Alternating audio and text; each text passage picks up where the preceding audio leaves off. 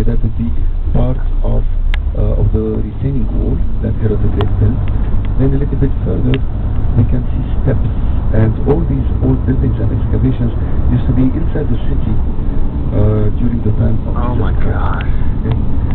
Wow. Look at the corner over there where you can see some steps.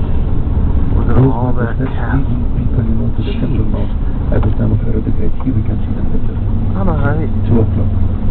All Wow. those steps.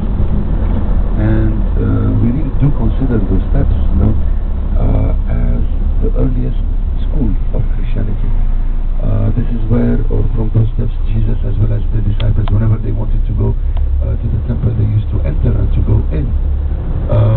This is where, for example, you remember at the Pentecost when the disciples, they received the gift of God. Remember in the book of Acts, chapter 1, Jesus asked his disciples, when he ascended into heaven, he asked them, do not leave Jerusalem before you receive the gift from my Father. Okay, and that would be the Holy Spirit.